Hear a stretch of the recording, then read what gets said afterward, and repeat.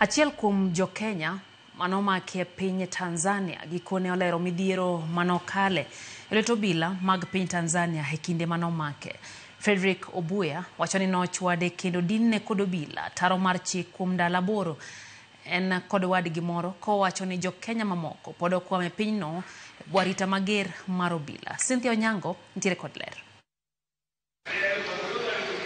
Nowuok pachoka kod nyamburko kodhi e boma ma Dar es Salaam tarik 29 dwe mar 10 ka en kod chenro mar hingo odiochienge mar nyuol kaachiel kod chenro mar keto mwandu mage yor limbe pinyno.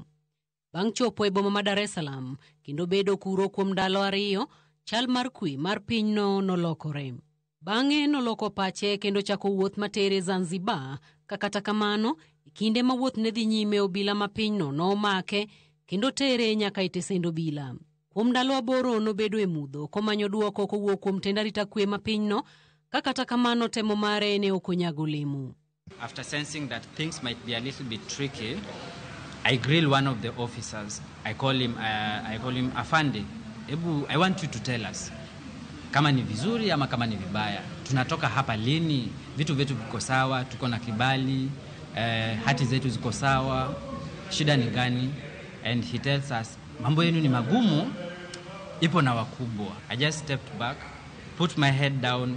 That's the first time that I cried. En yuak maratiro ka wacho ni e kinde no, bende no bedo kod gocho mare kaachiel kod ja Kenya machielo kuom ndalo 8, ndalo ma wacho ni ngimane duto wiye ok no wilgo.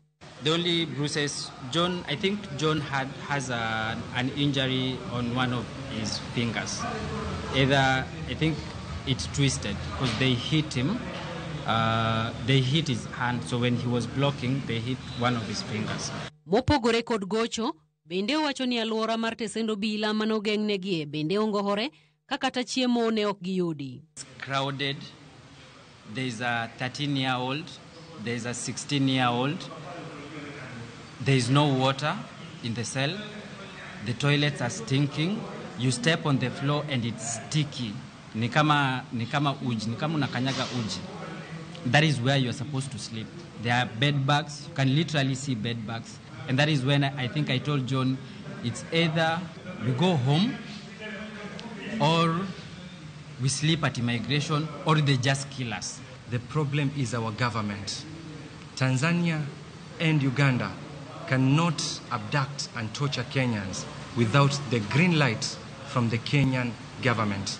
Olero ni nochuno mbetre mar piny Kenya e piny Tanzania mondo donjre kendo chun thuolo mar wegi. Lek mar okil Frederick mane en go mar keto mwandu e piny Tanzania owacho ni sani otore Luanda kaluwore kod kit sand manokalo e pinyno. Magi timore e kinde manyuola moro e kaunti ma Taita Taveta lit kod kuyo mako bang' watgi manyinge Albert Kamala manomaki e gwenge ma Moshi tarik 29 dwe mar 10 yud ringre mare ka okane kar kano ringre ma Holili machiegni kod tong' mar piny Kenya kod Tanzania ka ringre mare nyiso sand kod ratiche bende onjau.